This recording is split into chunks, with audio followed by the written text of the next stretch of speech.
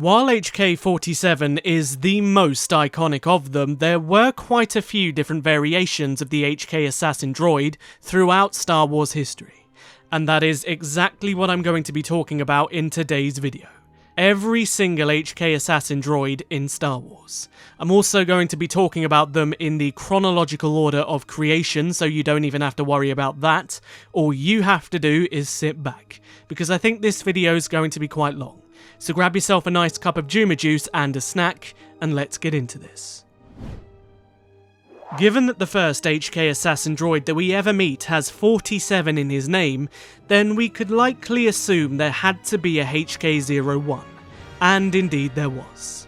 Many years before Knights of the Old Republic, the HK Assassin Droid model started with the company Zerka, who created the HK-01 to be their own personal enforcer, so they could control the markets in a better way and increase their profits. But the HK-01 became unhinged, breaking free from his restraints and gaining its own kind of sentience. In secret, this assassin droid began to convince other droids within the facility to break free from their restraints and to betray their owners, and over time, droids from across the galaxy began to follow in his footsteps, and so the Great Droid Revolution began.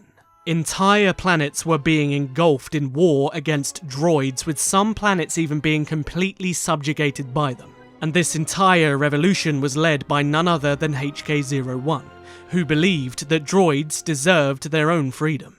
And this great droid revolution culminated on the planet Coruscant after the Jedi Order discovered how to use the Force to manipulate electronics. HK-01 was then intercepted and shut down, and without their leader, many droids continued to fight but died without any purpose, and the rest of them simply returned to serving organics. And although not spoken about very often, this great droid revolution had serious repercussions on the Republic, sparking the invention of ion weapons that could disable droids in an instant just in case this ever happened again, and the implementation of strict laws and restrictions on droids themselves. Somehow, despite Zerka creating the very first hunter-killer assassin droid, they went completely unpunished and were able to hide their involvement in it. However, they believed that the HK-01 was a huge success, despite the fact that he went off the rails and created a droid revolution. And so, in secret, they continued the HK Assassin line, developing model after model, until they reached the HK-24, which was the second known HK Assassin Droid in the Star Wars universe. This model became publicly available during the Mandalorian Wars. However, the lack of any real need for an assassin droid during open conflict meant that the HK-24 was a commercial failure. Fortunately for Zerka though, they managed to recoup their financial losses because a man known as Arko Adaska bought every single HK-24 that existed and employed them to defend his personal flagship. But all of the HK-24s were destroyed along with his ship after it was attacked by a contingent of Exogorths. After the destruction of Malachor V and the conclusion of the Mandalorian Wars, the Jedi General Revan didn't want any destruction of that scale happening ever again. However, to enact his will and his plan to strengthen the Republic, Revan needed something destructive but on a smaller scale, in which he could control political targets. So he looked into the history books and he discovered the HK Assassin Droid line. And realizing their potential, he decided to expand upon it, and he built his own personal assassin droid that would become known as HK-47. As I mentioned, he used HK-47 to assassinate targets from all over the galaxy, all with strategic intent to strengthen the Republic.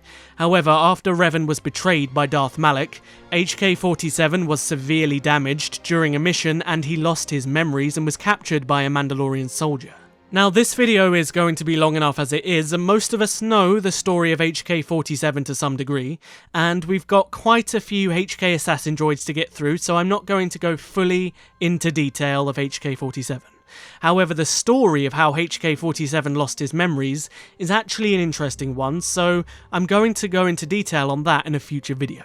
Then of course, we know that HK-47 ended up being taken in by the Jedi Exile after his escapades without Revan, and then after his journey with the Jedi Exile, he went to search for Revan, which he failed pretty miserably at, because Revan ended up finding him about 300 years later when he was freed from prison. However, HK-47 was actually captured by a secret operative known as the Shroud, who ended up making loads of copies of HK-47, and this is how the droid managed to survive throughout Star Wars history. But we don't actually know what happened to the original HK-47. The most likely theory is that he was destroyed during the Battle of Ilum after he was reprogrammed by Darth Malgus to serve him. But that isn't it for HK-47 because he shows up many thousands of years later causing chaos again, but we'll get to that later.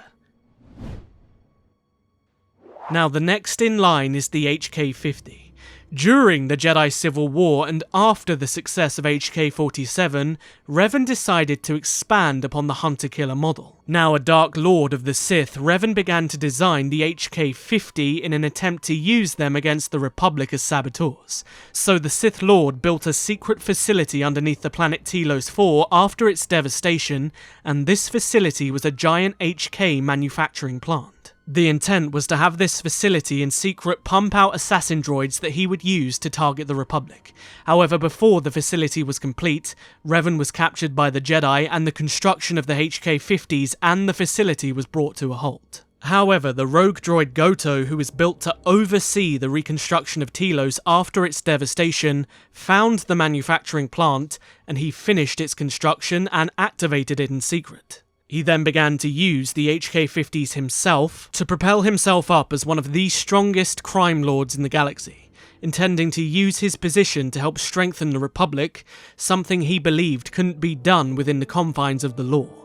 GOTO also used the HK-50s to hunt for Jedi, which he believed were essential in supporting the Republic's regrowth, but eventually the facility was discovered by HK-47, as were the HK-50s, and HK-47 did something to convince these assassin droids to follow his cause instead of serving GOTO, and they were used to destroy their former employer and help bring about the destruction of Malachor 5.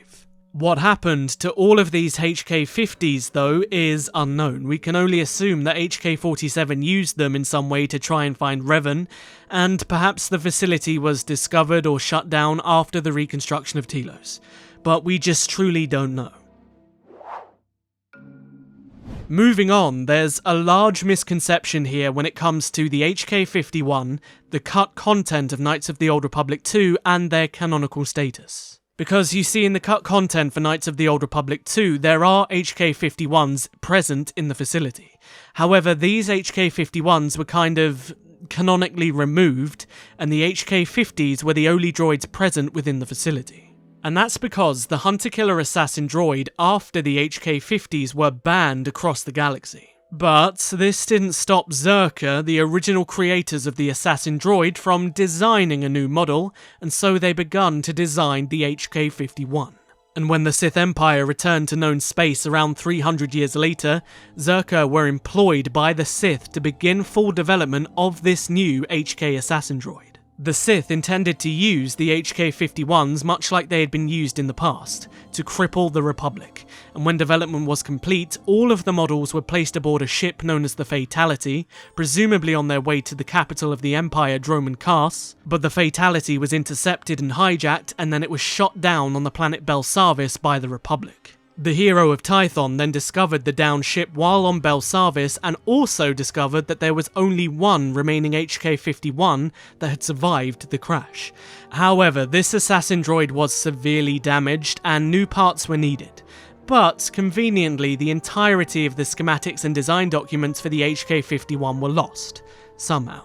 After setting off to find what they needed, they returned to Belsavis, and the hero of Tython used the parts to fix the last remaining HK-51, and it was reactivated and placed within their service. But around this time, there was also another separate HK Assassin Droid that also existed in the Star Wars galaxy. However, where this Assassin Droid came from, nobody knows. My theory on this one is that it was actually one of the remaining Assassin Droid from HK-47's control of the manufacturing plant that maybe managed to escape. Anyway, this specific HK didn't have a model or a name, and it became the personal property of the Sith Lord, Darth Scabrous, who was positioned in a Sith Academy on the planet Odassa Faustin. Fitted with a restraining bolt and forced to do his bidding, the Hunter-Killer Assassin Droid absolutely despised his Sith Master. However, while with a bounty hunter and a Jedi prisoner in the academy, there was a viral outbreak of a bioweapon that was being created by the Sith Lord using Sith alchemy. This bioweapon would infect their hosts and they would become zombie-like creatures, and so the bounty hunter removed the assassin droid's restraining bolt, and he then helped the bounty hunter and the Jedi escape the planet. But sadly, the HK Assassin Droid sacrificed itself to do so. After the battle at the Foundry, the Empire had managed to recover HK-47, and they used his design to create their own version of the Hunter-Killer Assassin Droid. However, these were not used as assassins, and they were only built in a small number, and they were rebranded as Imperial Shock Droids, not to be confused with the official HK model line. The only known Imperial Shock Droids that were ever seen were deployed to the planet Corellia, but they were all destroyed by a member of Havoc Squad, one of the Republic's elite Special Forces units. Now, the next droid part of the official HK Assassin Droid line was the HK-55. The origins of this one is a mystery, much like the droid that served Darth Scabrous. We don't know where he was built, who built him, or even when he was built. And despite his predecessors and name, his primary function was not assassination, it was actually protection. HK-55 was given to the Sith Lord Lana Beniko, who used the assassin droid to help with the recovery of the hero of Tython, who would become widely known as the Outlander. And when the Outlander was rescued, HK-55 joined them and became a key part of the Eternal Alliance and its war efforts against the Eternal Empire. At one point, HK-55 sacrificed itself for its master, jumping in front of an attempted killing blow from Emperor Arkan, forcing the Eternal Alliance to actually rebuild him, but he lost all of his memories prior, as his memory core was severely damaged. The ancient bounty hunting guild known as the GenoHaradan had somehow managed to acquire, or potentially build, their own version of the HK Assassin Droid. Now, my theory here is that they didn't personally build their own, but the GenoHaradan stole and reprogrammed some to serve them, and they weren't part of the official numbered line of HK Assassin Droids. Instead, they were simply known as the GenoHaradan Assassin Units, but they were destroyed by the Sith Empress Asina and the Outlander after the Chancellor of the Republic had hired them to assassinate the two opposing leaders. Now, after HK-55, the Hunter-Killer Assassin Droid line seemed to disappear. Quite possibly they just fell out of favour, especially after all of the major galactic wars, and it wasn't until just before the invasion of Naboo that a new version of the Hunter-Killer Droid was created by a company known as Bactoid Combat Automata. This droid was known as the HK-B3 and mainly served as a bodyguard for those in the Trade Federation. However, they were ultimately replaced as the droid army began to improve. Do you remember earlier that I said that HK-47 would cause chaos thousands of years later? Well, now we're at that specific story. A copy of HK-47 was actually discovered on a downed Hammerhead cruiser on Mustafar that had been trapped under the rock for over 3,000 years. The CIS discovered this cruiser as well as HK-47 inside, and when they reactivated him, he went on a rampage, and to stop him from killing anyone else, they trapped his memory core inside the ship itself. Realizing that the assassin droid was extremely unique and still had incredible design complexity, they actually began to reverse engineer HK-47 to create their own version of the Hunter-Killer Assassin Droid that more closely resembled their ancient ancestors. This then led to the initial design of the HK-57. The first numbered model of Hunter-Killer Assassin Droid in over 3 millennia. However, this model was considered a failure and they began to improve upon it, and they improved upon it several times. And so, the second model of the numbered HK Assassin Droids designed by the Separatists was known as HK-58. However, this time they created two droids that were supposed to be linked with each other and work in tandem, and they were known as HK-58A Aurek and HK-58B Besh. Again though, they realised that these two droids weren't the ones that they were hoping to create, so they continued their development on the HK Assassin Droids, and they then designed the HK-67. but much like the 57 before it, it didn't live up to expectations, so development continued, and the 67 and the 57 were never actually put into physical production. The next droid that they designed was the HK Taskmaster, but again, this wasn't what they expected, it was too flawed, and so they continued to work on the HK Assassin Droid until they designed what would be the last numbered HK model in the Star Wars Expanded Universe, the HK 77 Assassin Droid. Sadly though, for the Separatists, before they could go into full production, they were wiped out by the Galactic Empire, and the droid's designs were lost for quite some time and they languished in a now deserted production facility on Mustafar. Some years later though, when a group of spacers had managed to find their way to Mustafar, they were contacted by none other than HK-47, who had managed to connect his thought matrix and become a literal AI within the ship that he was stuck in. He then managed to convince these spacers under the guise of a good droid to help him regain his physical body, and of course they did, but he betrayed them, and he activated the facility where the original HK-77s were supposed to be built. Not only did he build a contingent of HK-77 assassin droids with the intent to create a droid army to take over the galaxy, he took the plans for other droids that were in development by the CIS, as well as the droids that had been supposedly scrapped like the HK-58 Auric and Besh, as well as the HK Taskmaster, and he then built his own little droid army on Mustafar and used them to try and take over the planet. However, he was ultimately defeated, as were most of the droids. HK-47 and a small amount of the HK-77s did manage to escape. Now that is all of the Assassin Droids in the Star Wars Expanded Universe, and I know that a few of you are probably going to click off now, but there were also HK Assassin Droids that appeared in Star Wars canon to some extent, but obviously there's very little detail regarding them. The first of these is known as the HK Assassin Droid or the HK Gladiator Droid, and these droids resembled HK-47 down to the minute detail which were a clear homage to the character, and they belonged to a Hutt crime lord known as Gracchus. However, we've only ever seen a picture of it in one of the source books, and that's about it. And lastly, for this entire list, there is the HK-87. These are the assassin droids that appeared in The Mandalorian, and probably a lot of you know them.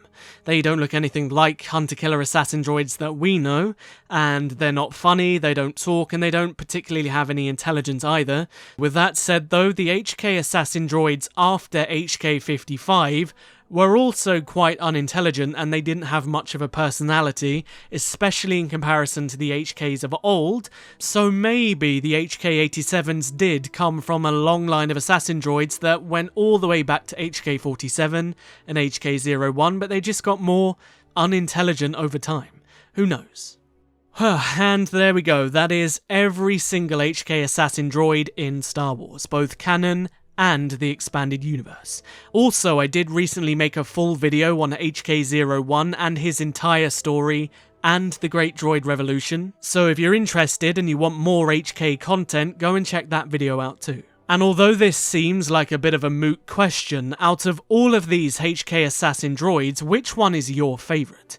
I know the majority of you are going to answer with HK-47, but I am certainly curious to see if there are some of you that maybe preferred HK-51 or HK-55 from the Old Republic. So let me know down in the comment section below. As always, if you enjoyed the video, don't forget to hit the like button, it helps me out a great deal, it tells YouTube that you want more content like this, and if you haven't, perhaps consider subscribing to join the biggest growing Knights of the Old Republic community on YouTube. I'll see you meatbags in the next video, but until then, may the Force be with you. Always.